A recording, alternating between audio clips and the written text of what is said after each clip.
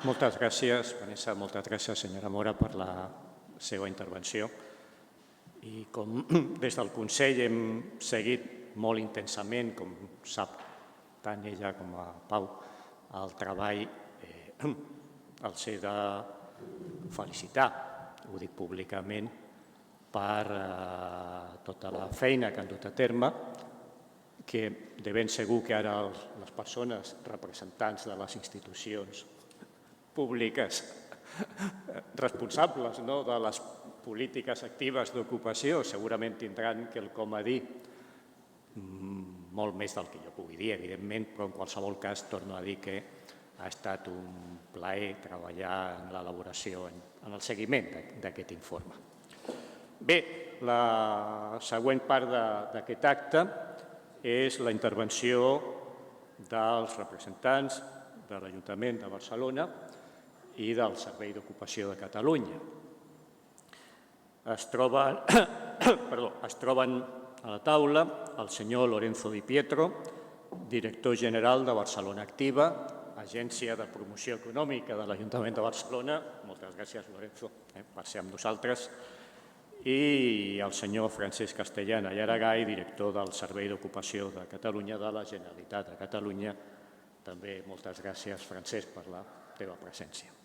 Té la paraula, en primer lloc, per un temps prudencial, com sap, de 13-14 minuts, el senyor Lorenzo Di Pietro. Endavant. Moltes gràcies, president.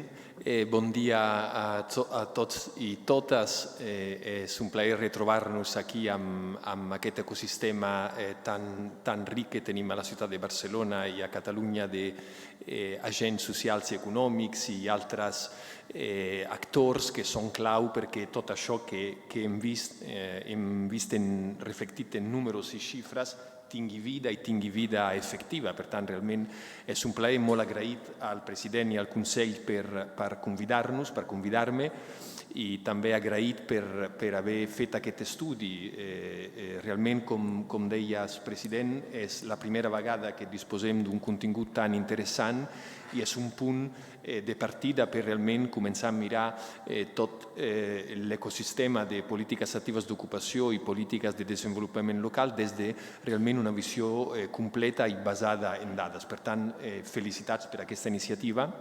A més, si em permets, president, felicitats per haver escollit aquest lloc per fer aquesta trobada, que és un lloc poc conegut a la ciutat, però ara m'estava fixant aquesta vidrera tan magnífica. Aquí ens saluda amb una frase que crec que està perfectament alineada al contingut de la jornada d'avui. Diu labor prima virtus, és a dir, la feina com a primera virtut. Aquí veiem una figura d'aquesta virtut, probablement, que està a la base de la qual hi ha abundància. Jo crec que és una metàfora inspiradora per les coses que s'han dit i per les coses que m'agradaria compartir amb vosaltres en aquests 10 minuts que tinc a la meva disposició. 10 minuts en els que donaré la visió de què hi ha darrere d'aquestes xifres, que hi ha darrere d'aquests 80 milions de mitja anual que des de l'Ajuntament de Barcelona invertim en polítiques actives d'ocupació, en polítiques de desenvolupament local. Per explicar això m'agafaré a un concepte que introdueix l'estudi, que és un concepte, jo crec, molt il·lustratiu del que fem a l'Ajuntament de Barcelona, que és aquest binomi entre les PAO, les polítiques actives d'ocupació, i les polítiques de desenvolupament local, desenvolupament econòmic o promoció econòmica. Les PAO, com sabem i com s'ha dit, són aquelles polítiques sobretot orientades a millorar l'ocupabilitat de les persones, i les polítiques de promoció econòmica, que són aquelles orientades a generar les condicions perquè es generi ocupació de qualitat. I aquest binomi, aquesta doble mirada, caracteritza profundament el model de l'Ajuntament de Barcelona i sobretot el model de Barcelona Activa. I és la primera explicació d'aquestes 5 partides pressupostàries que la companya de Dalef ens ha anat explicant. Per què dic això? Per què és tan important aquest binomi? Ho dic perquè també quan nosaltres expliquem la missió de Barcelona Activa, quan resumim la missió de Barcelona Activa, parlem de 2 eixos. Persones qualificades per una banda i empreses competitives per una altra banda. Sense persones qualificades les empreses no poden ser competitives i les empreses per ser competitives necessiten, i cada dia més en aquest escenari en el que ens trobem, persones qualificades.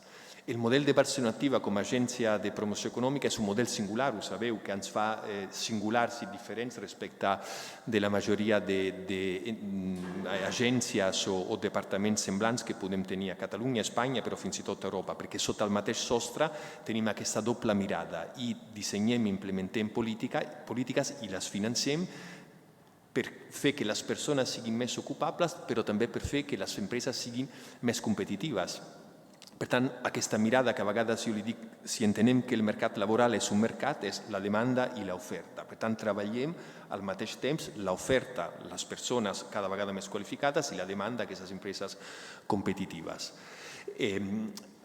Explicaré, com us deia, què hi ha darrere d'aquestes 5 partides pressupostàries que sumen 80 milions d'euros. És molt senzill. Per una banda, hi ha un catàleg de serveis, una cartera de programes i de serveis, alguns dels quals s'assemblen molt a lo que tradicionalment entenem com a PAOs, com a polítiques actives d'ocupació, per tant, serveis d'orientació, serveis de formació, serveis d'intermediació, acompanyament, inserció, però també un seguit de serveis que ja comencen, no dic allunyar-se, però no semblar-se tant als que habitualment surten en aquest tipus d'informes. És tota la família de serveis que dediquem precisament a fer que a la ciutat hi hagin més comerços, més activitat econòmica, més empreses, o que les empreses de la ciutat siguin més competitives, tinguin accés a persones qualificades, com deia abans, tinguin accés a finançament, tinguin accés a contactes que fan que la seva projecció en el seu mercat local o internacional sigui millor. Això és una primera explicació d'aquesta visió més àmplia. És una visió més àmplia, però que és una visió que és molt sinèrgica.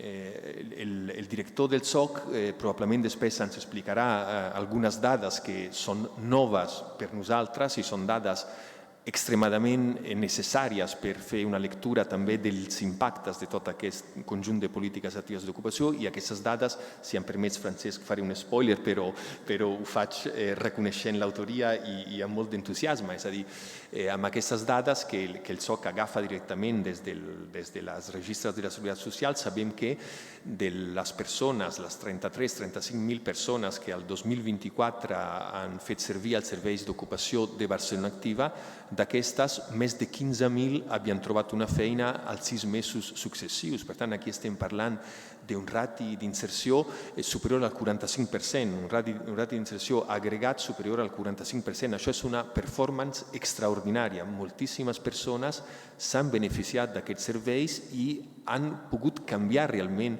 la seva trajectòria i la seva condició social i econòmica.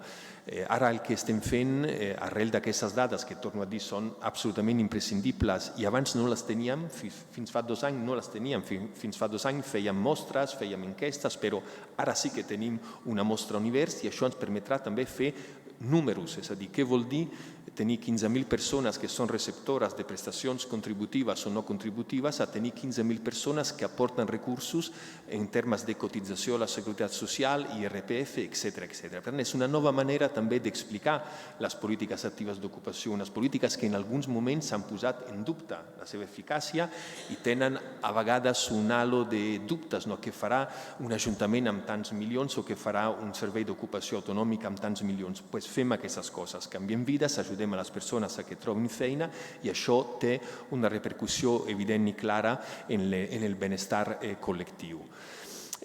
També, i aquí és un altre element de singularitat, darrere d'aquestes 33.000 persones, que és la mitja que anualment atenem des dels serveis d'ocupació de Barcelona Activa, el 25% no resideixen a Barcelona. Aquest és un element importantíssim, és a dir, ens fa veure, que ja ho sabíem, un mercat laboral que no té fronteres i una ciutat que exerceix un rol que a vegades va més enllà de les fronteres administratives de la mateixa. Però hi ha una altra dada que a mi em sembla encara més interessant i sobretot fent una lectura de l'essència de la llei d'ocupació del 23, és que el 7% de totes aquestes persones no tenia ni un DNI ni un NIE. Això és un tema per nosaltres importantíssim.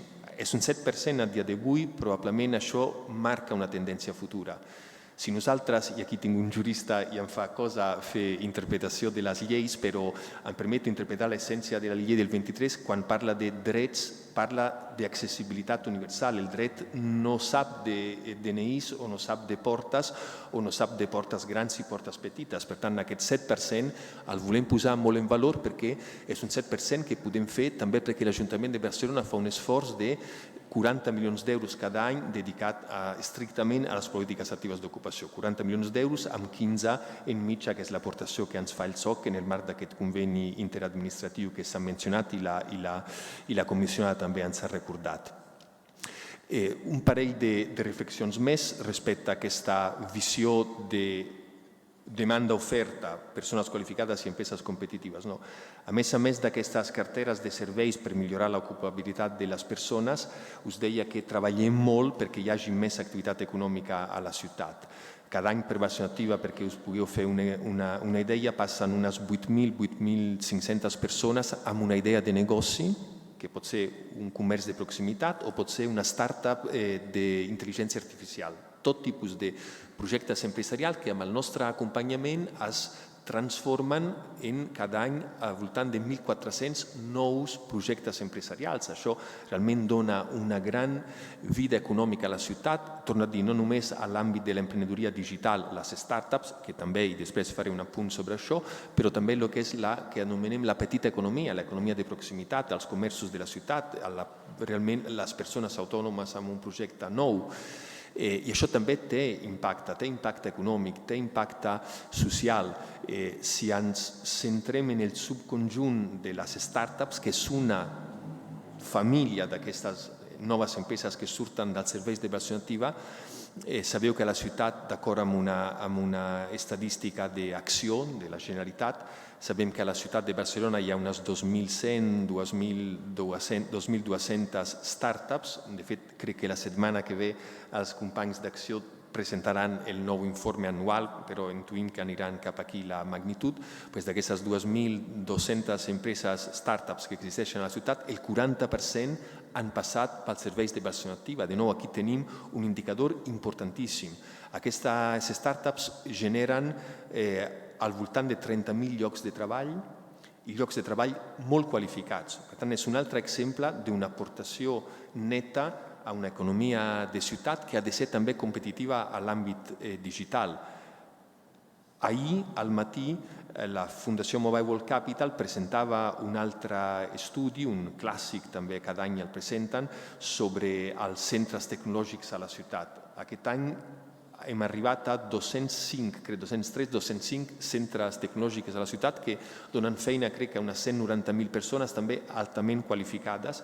I això també és resultat d'una altra d'aquelles partides econòmiques que les companyes de l'EFA ens ensenyaven. Quan hi havia el capítol de promoció de ciutat, promoció internacional, sectors estratègics, aquí, sabeu, tenim una oficina de captació d'inversió estrangera que, entre altres coses, es dedica a això, a fer que una gran empresa, quan vulgui localitzar un centre de recerca, un centre d'innovació tecnològica, tingui al cap Barcelona, perquè li hem estat explicant durant molts anys que Barcelona és el lloc millor per instal·lar un tipus d'activitat econòmica d'aquest tipus. Per què? Perquè aquí hi ha accés a talent qualificat, a persones qualificades, perquè aquí hi ha accés a infraestructures científiques de primer nivell mundial i perquè aquí té accés a un ecosistema molt acostumat a cooperar i a col·laborar.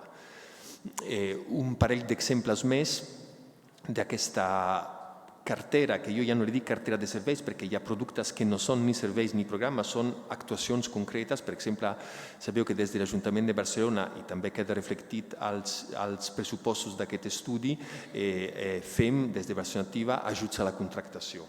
És un altre element també per acompanyar, orientar un mercat laboral que en aquests moments sabem que està contractant molt i bé, però que hi ha col·lectius, sectors de la població que encara tenen determinades barreres o dificultats per accedir a una feina de qualitat. Amb aquests ajuts a la contractació cada any hi dediquem uns 2 milions d'euros i el 2025 amb aquests 2 milions d'euros hem pogut cofinançar 205 contractes, dels quals 170 eren per persones vulnerables. Per tant, aquí també l'efecte del servei públic, com som nosaltres, l'essència d'un servei públic, que és nivellar desigualtats. Aquest any també hem llançat una nova línia que va d'això, que va de creació de nova activitat econòmica o reforç de l'existent, que són una línia de microcrèdits per persones autònomes.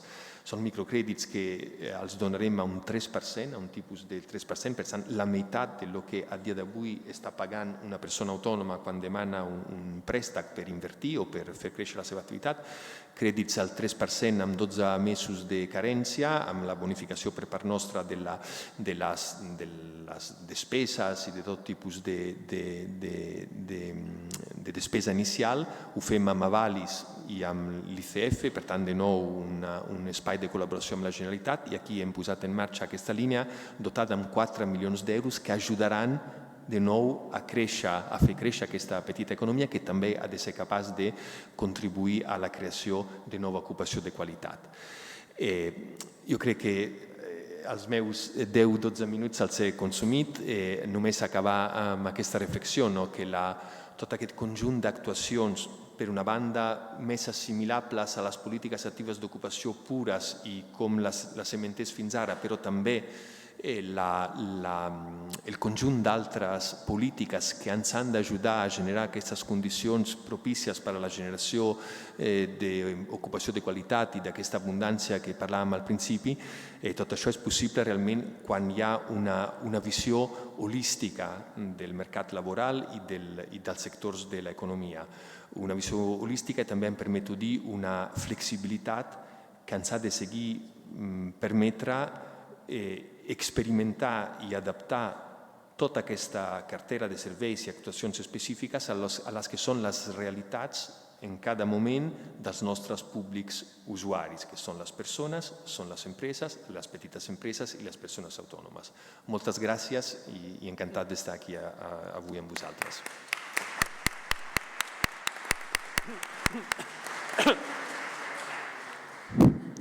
Moltes gràcies, senyor Lorenzo Di Pietro, per explicar abastament.